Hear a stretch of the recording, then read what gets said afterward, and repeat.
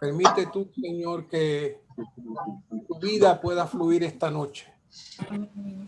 Abre nuestros ojos espirituales. Danos espíritu de revelación, espíritu de Amén. conocimiento, que podamos ver lo que tú ves. Amén. Abre tu palabra. Éntranos, Señor, en ti. Gracias, Señor. Amén.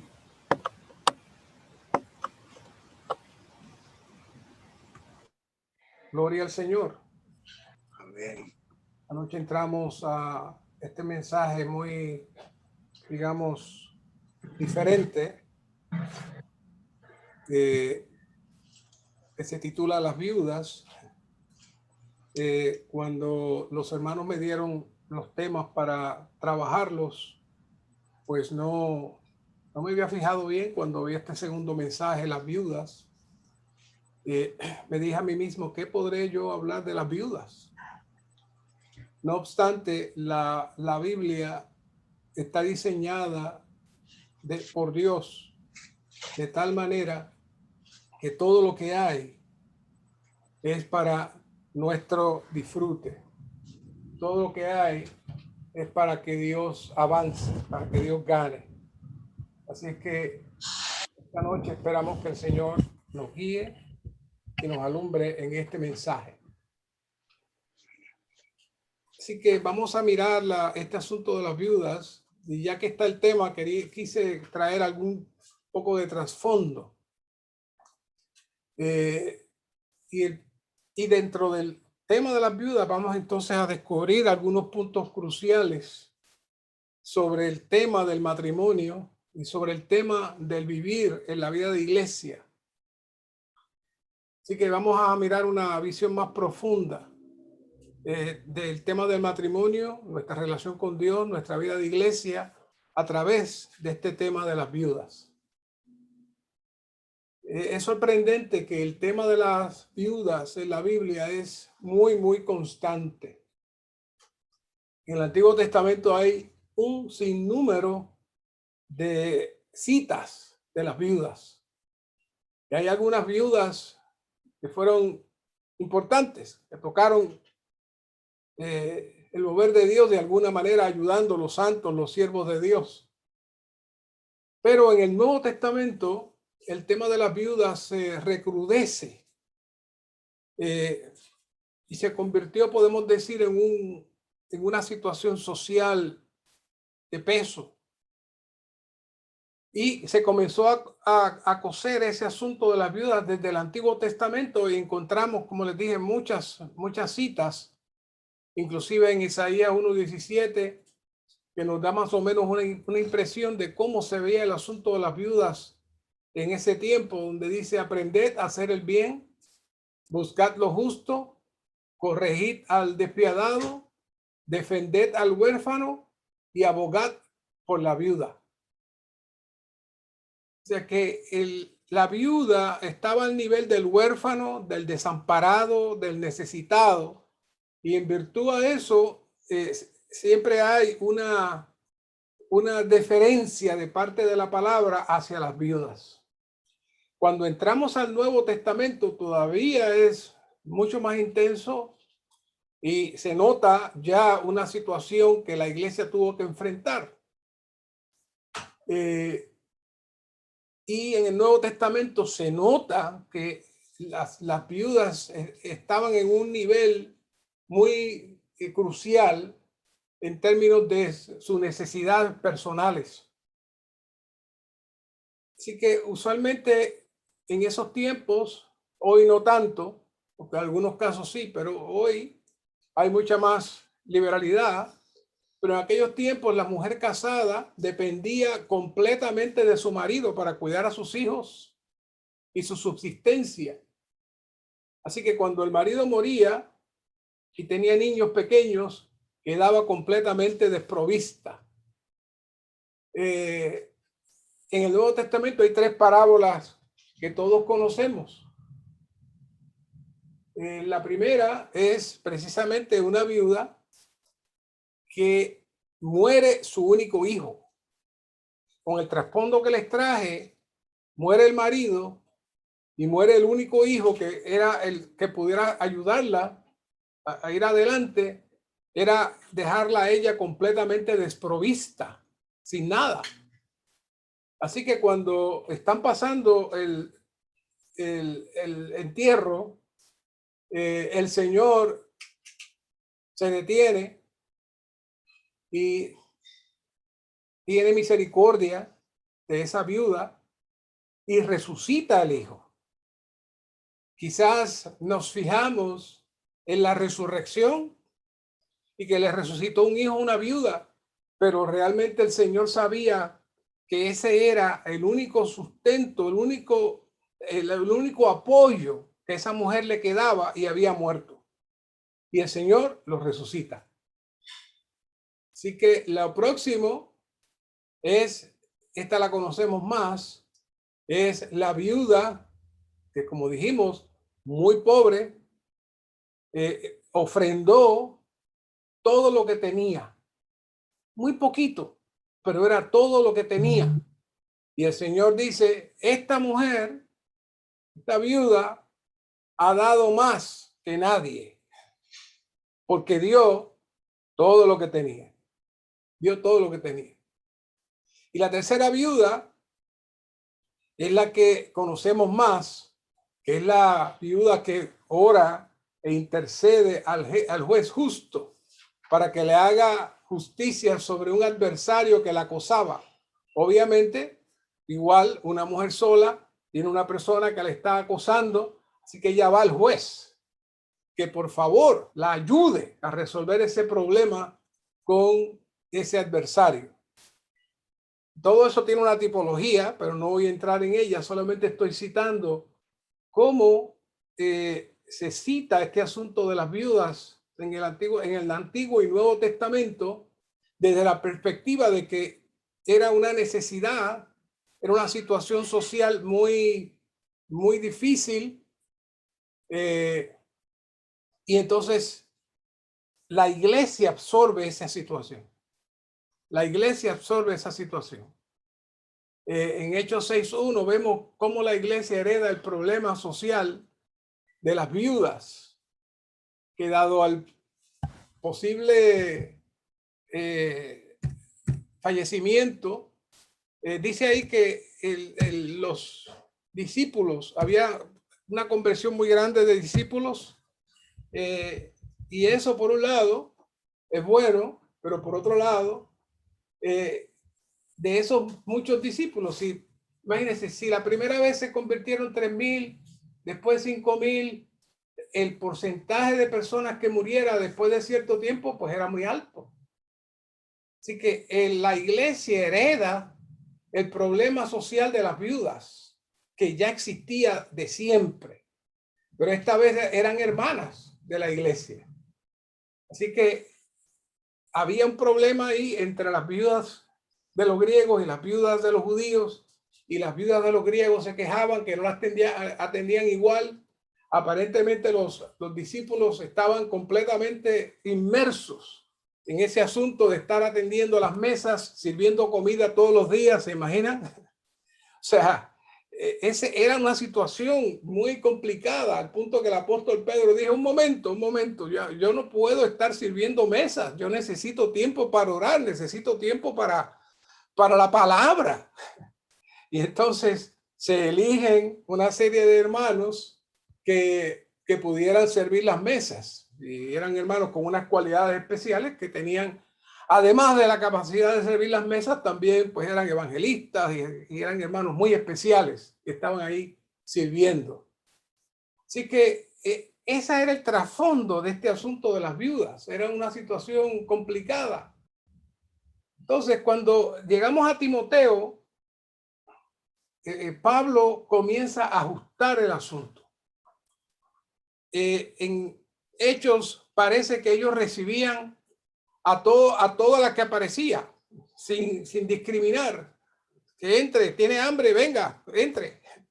Pero ya con el tiempo el apóstol Pablo se da cuenta de que las cosas no eran como debieron ser de esa manera, así que él le está dando unos consejos a Timoteo de cómo trabajar con las iglesias con este asunto de las viudas.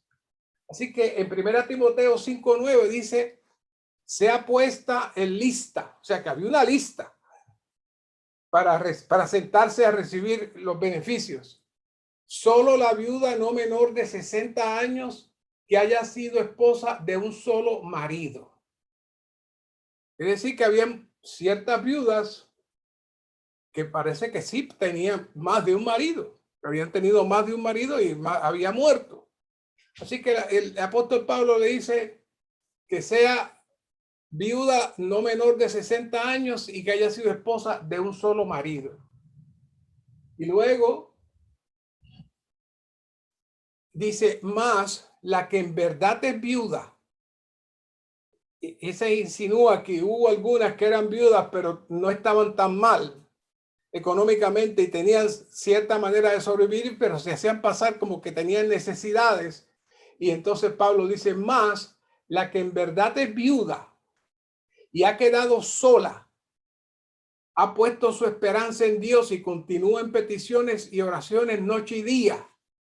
Entonces esa hay que ayudarla. Esa es una hermana genuina y hay que ayudarla y hay que apoyarla. Así que, ¿qué hace Pablo? Pablo está definiendo nuevas reglas para evitar el gran desorden que había allí en Hechos, de tantas y tantas y tantas que no había manera de poder suplir a tantas que estaban allí. Pero en todo este proceso, obviamente, no es lo crucial nosotros esta noche hablar de ese asunto, aunque es bueno saberlo porque ustedes lo estarán escuchando y viendo. Pero hay detalles que nos van a ayudar esta noche para descubrir asuntos prácticos. Y el primero es 1 Corintios 7:39, donde dice, la mujer casada está ligada mientras su marido vive. Pero si su marido durmiera, libre es para casarse con quien quiera. Y aquí es que viene algo espectacular. Con tal que sea con alguien que esté en el Señor. Con tal que sea con alguien que esté en el Señor. ¿Qué es eso de con alguien que esté en el Señor?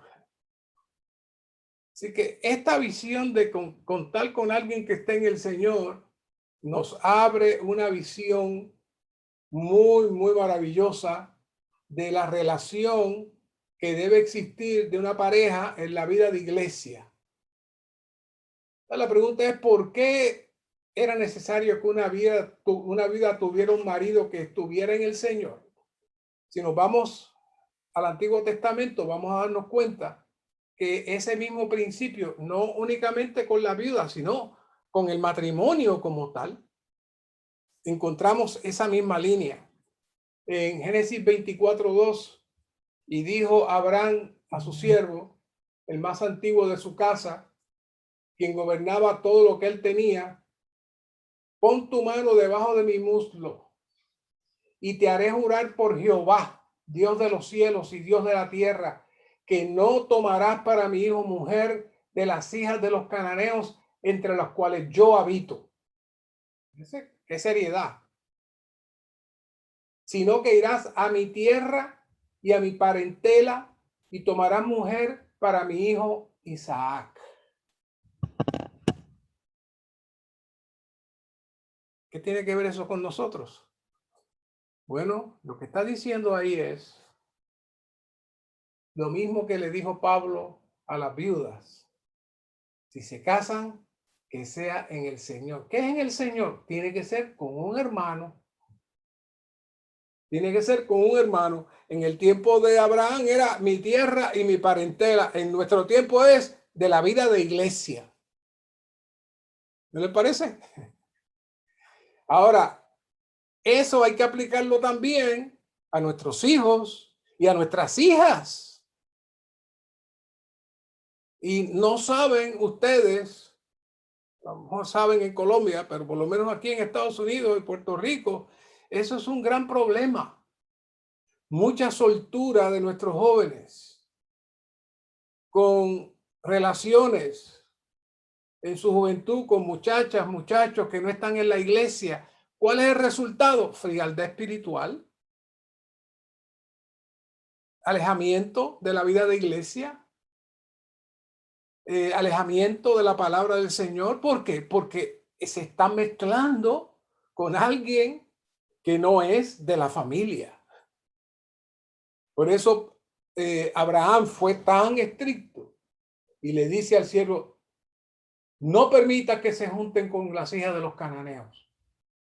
Vete a mi tierra y a mi parentela y tomarás mujer para mí, para mi hijo Isaac. Y prométemelo. En otras palabras, si me muero, esa promesa tú me la tienes que cumplir. Pero lo bello de esto es, bueno, ya saben la historia de Rebeca y cómo llega el siervo y el asunto de los camellos y cómo la distingue y cómo él ora y Dios la identifica, y resulta que ella era hija de un pariente de Abraham, tal y como el Señor había, Abraham había pedido. Y entonces, ya saben, ella fue la elegida, el siervo se la llevó a Isaac, se juntaron, se amaron, se quisieron, tuvieron hijos. Y aquí está ahora Rebeca haciendo lo mismo que su suegro Abraham hizo con su hijo.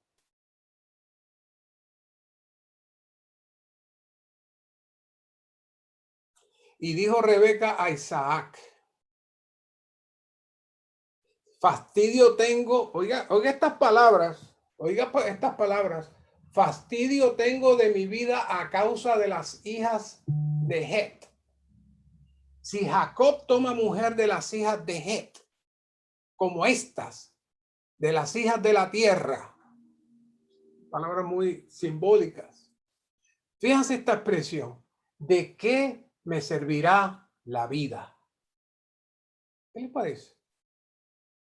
¿Qué celo tenía Rebeca? El mismo celo que su suegro cuando encargó al siervo para que la buscaran a ella. Ahora está ella hablando con Isaac y diciéndole: no podemos permitir que nuestro hijo se mezcle con mujeres que no están en la familia de Dios, con mujeres que no están en esta línea, que es la línea de la vida. Porque si eso no pasa, mi vivir, mi existencia, todo lo que hice, mi maternidad, no tiene ningún valor. ¿Ven qué seriedad? ¿Qué seriedad? ¿Y saben qué serio es?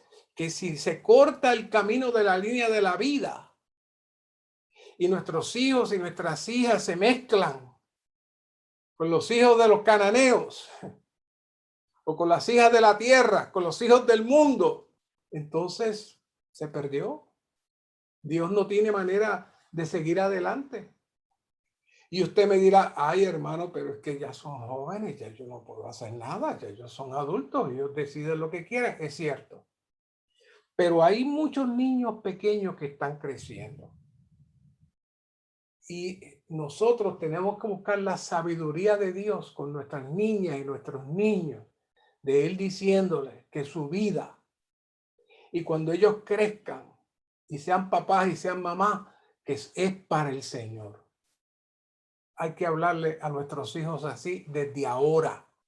Porque si usted es condescendiente y le deja pasar todas las cosas, claro, cuando tiene 14, 15, 16 años, él o ella no tiene ningún temor de nada.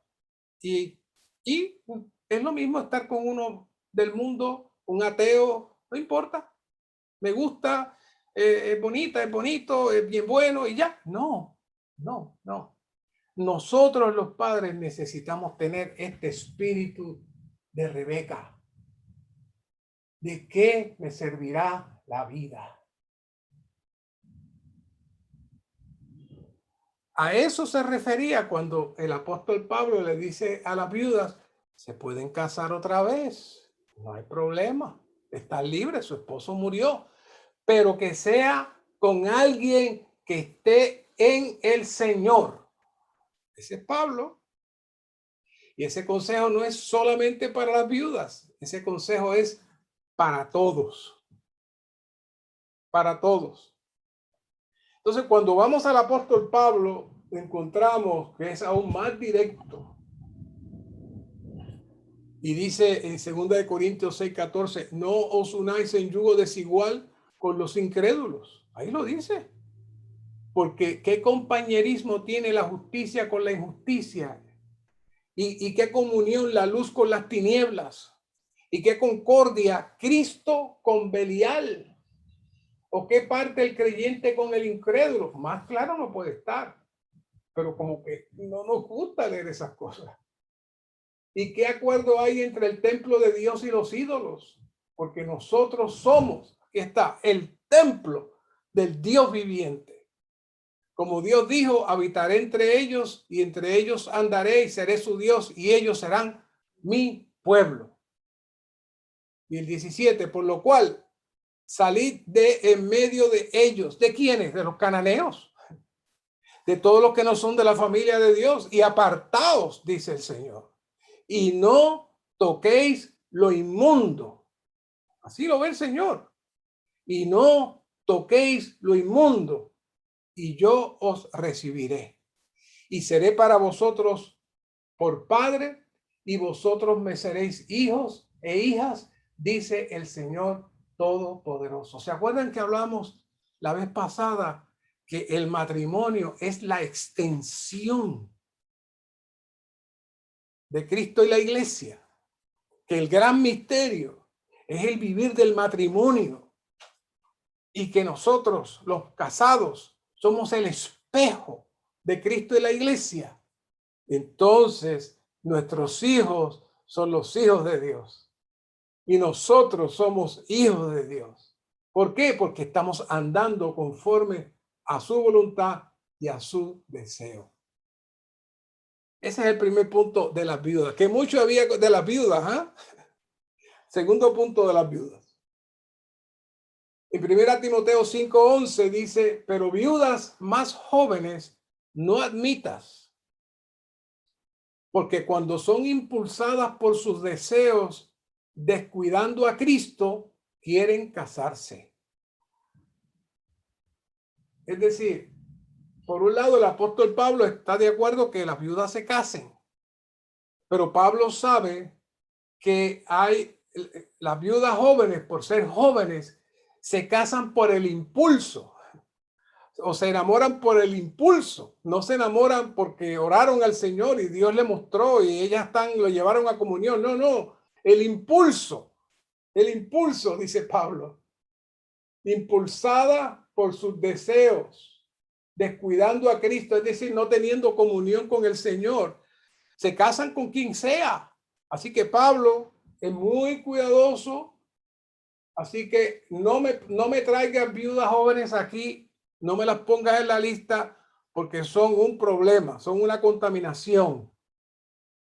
En el 14 dice, quiero pues que las viudas jóvenes se casen, críen hijos, se ocupen de su casa, que no den al adversario ninguna ocasión de reproche. Y mire cómo termina, porque ya algunas se han apartado en pos de Satanás. ¿Qué es eso? Esas son algunas que se fueron fuera de la voluntad de Dios, se unieron con otros hombres que estaban fuera de la voluntad de Dios, no estaban en la comunión del cuerpo y se dejaron llevar por sus pasiones y deseos, sencillamente.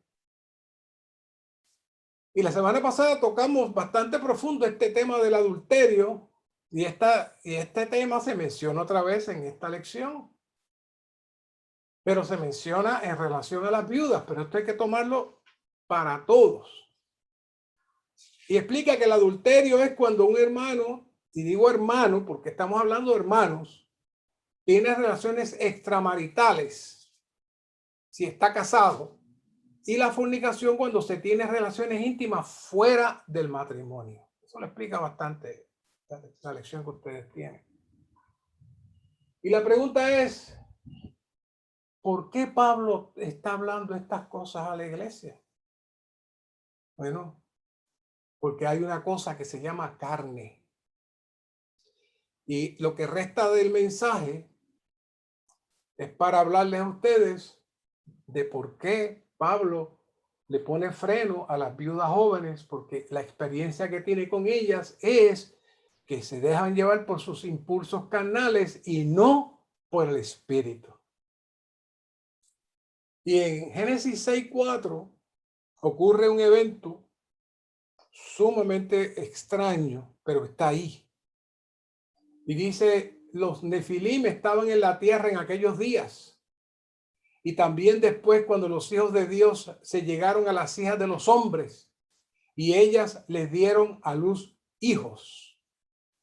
Cuando habla de los hijos de Dios se refiere a los ángeles, que son criaturas creadas por Dios y se les llama hijos de Dios. Pero estos ángeles se fueron inspirados por el enemigo y lograron activar las pasiones y los deseos de estos seres humanos al punto que lograron encarnarse y tener intimidad con ellos. Y eso fue para Dios la caída. Hubo la primera caída, fue la de Adán, que no usó su espíritu. La segunda caída fue la de Caín, que usó su alma y mató a su hermano y construyó ciudades y se dejó llevar por su alma, pero no le importó Dios. Pero esta tercera caída está hablando de que el hombre ya no solamente profanó su espíritu, profanó su alma, sino que aquí también el hombre profanó su cuerpo. Y esta vino a ser la tercera caída del hombre. Hay una cuarta, pero no hablaré de ella ahora. Esta es la que todavía nos sigue afectando a todos. Por eso en Génesis 6:3 dice, y dijo Jehová, no contenderá mi espíritu con el hombre para siempre, porque ciertamente él es carne. Quiere decir que cuando sucedió eso, Satanás había entrado en el espíritu, no en el espíritu, había afectado el espíritu, había entrado en el alma del hombre y él había contaminado en cierta medida la creación, pero aquí Satanás se mezcló con el cuerpo del hombre y lo convirtió en carne.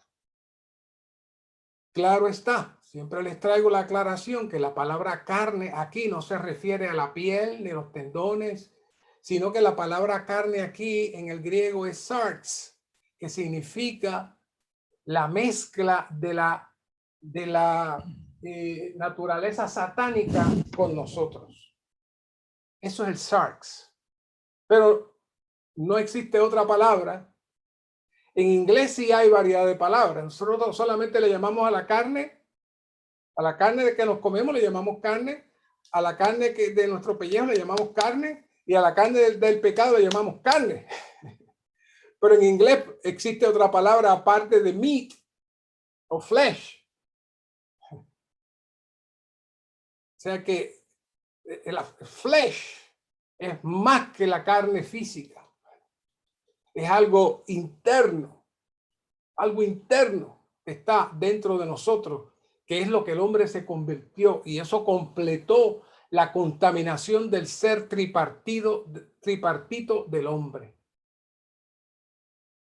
Así que esos nefilim provocaron, ¿saben qué?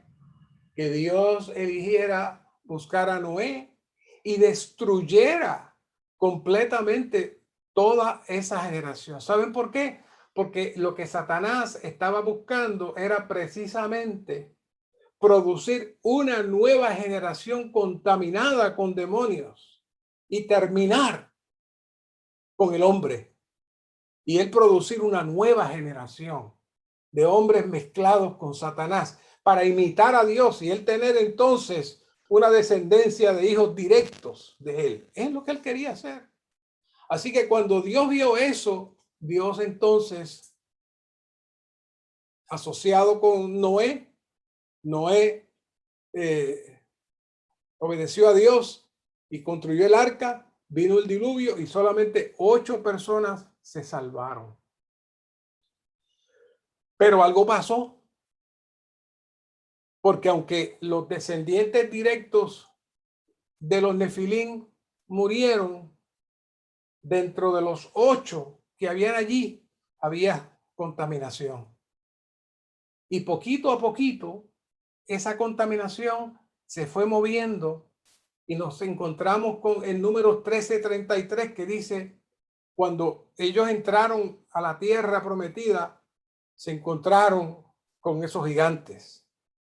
Y dice, también vimos allí a los Nefilim, los descendientes de Anak, que son parte de los Nefilim, y éramos nosotros a nuestro parecer como saltamontes, y así les parecíamos a ellos. ¿De dónde salieron los Nefilim? Fue de la herencia de Noé. De la herencia de Noé salieron uno de sus hijos, Cam, que es el más de la línea de corrupción y de daño, y que finalmente esa línea produjo entonces los Nefilim. Y estaban allí.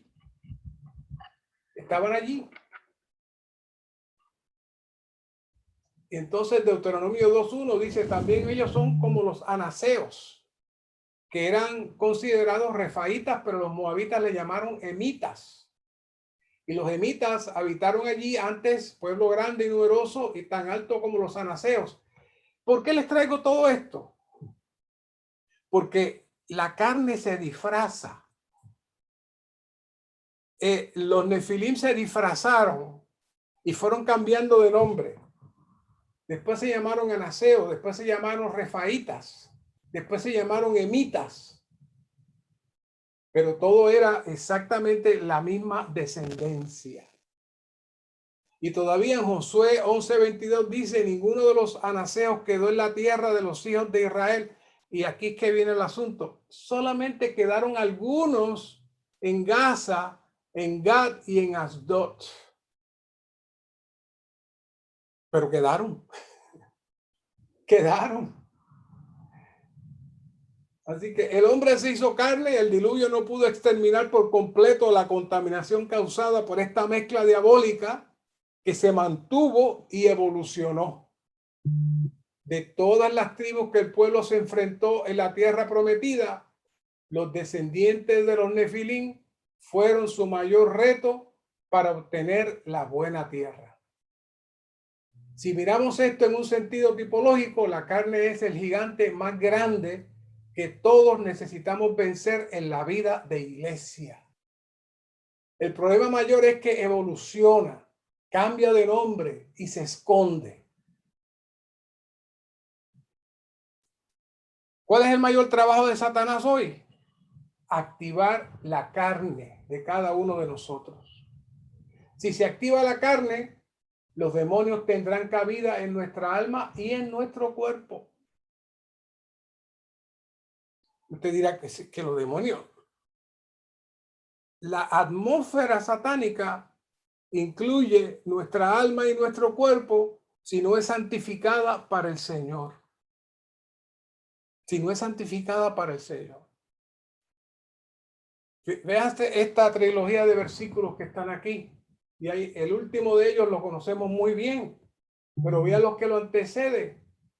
La comida para el vientre y el vientre para la comida, pero Dios reducirá a nada tanto el uno como la otra.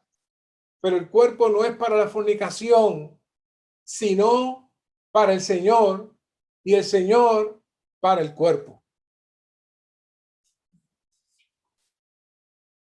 Y Dios, y sigue la línea, acuérdense que la carta es una sola, y Dios que levantó al Señor, también a nosotros nos levantará mediante su poder. ¿O no sabéis que vuestros cuerpos son miembros de Cristo? ¿Tomaré pues los miembros de Cristo y los haré miembros de una ramera? De ningún modo. Pero fíjense cómo comienza hablando, desde el 13, 16. ¿O no sabéis que el que se une con una ramera es un cuerpo con ella? Porque Dios dice, los dos serán una sola carne. Y ahí me quedo. ¿Qué está diciendo Pablo? Él trae el extremo máximo de la ramera, pero también él mencionó que cualquier relación con alguien fuera de la vida de la iglesia es inmundo para Dios. Se convierte en un adulterio espiritual de un hermano, un cristiano o una cristiana que tiene la vida divina y se junta con alguien que no es salvo. Ese era el problema de las viudas, que Pablo estaba tan cuidadoso de no poner las viudas jóvenes. Y antecediendo todos esos versículos tan fuertes, vea con el que concluye. Pero el que se une al Señor es un solo espíritu con él. Ese lo sabíamos.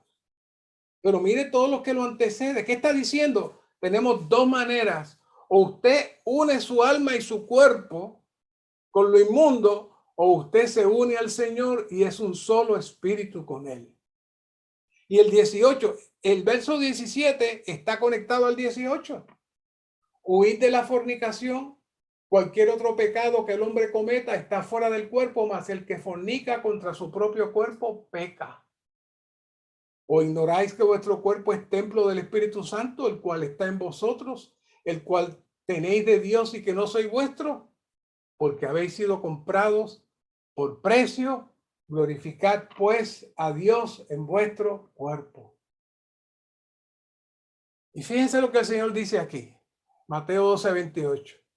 Pero si yo, por el Espíritu de Dios, echo fuera a los demonios, entonces ha llegado a vosotros el reino de Dios. Ustedes saben que el Señor echó fuera muchos demonios, pero realmente eso no era gran cosa lo que estaba pasando allí. Lo que el Señor estaba tratando de demostrar, especialmente al enemigo, era que Él era el que tenía autoridad sobre las tinieblas. Ahora no vemos mucho este asunto de echar fuera demonios, y si usted va a un lugar y están echando fuera demonios por todas las esquinas, no le haga mucho caso a eso. La operación de los demonios hoy no trabaja de esa manera, creando espectáculos y hablando, y ese no es el punto. Eso no le interesa a Satanás. Lo que le interesa a Satanás es activar nuestra carne y el poder moverse en nuestra carne y llevarnos a pecar. Por eso el Señor dijo, si yo echo fuera a los demonios, entonces ha llegado a vosotros el reino de Dios. ¿Qué es eso? Implica que si usted se da al Señor, implica que si usted toma a Cristo como su vida, los demonios salen. Y entonces el reino de Dios avanza dentro de usted. Y esa era la atmósfera que el apóstol Pablo quería traer cuando le hablaba a las viudas y le decía, si se casan, que sean con alguien que esté en el Señor. Porque esa expresión de él corría toda la Biblia, corría todo el Antiguo Testamento y el Nuevo Testamento, porque de eso depende la descendencia de Dios. De eso depende la vida de iglesia apropiada. Si no tenemos tal vida de iglesia, entonces el enemigo habrá avanzado. Así que termino aquí esta noche. No voy a hablar muy largo, pero solamente quería conectar toda la carga que estaba alrededor de la preocupación del apóstol Pablo con relación a las viudas y con relación a los consejos que él le da, que no son otra cosa, consejos relacionados a la vida de iglesia, para un vivir apropiado, para un matrimonio apropiado y para un vivir santificado en Dios, para que Dios pueda cumplir su plan y pueda cumplir su propósito. Señor, te damos gracias esta noche por esta palabra. Santifícala, haz la vida, avanza en ella en nosotros, echa fuera a los demonios, neutraliza la carne por medio de tu cruz. Crucifícanos. Queremos someternos a ti para que la cruz se haga activa en nosotros y esa cruz pueda neutralizar nuestra carne y nuestro espíritu pueda fluir, nuestra alma esté completamente sujeta a ti. Gracias, Señor, por este tiempo. Gracias, Señor, por tu palabra. Amén.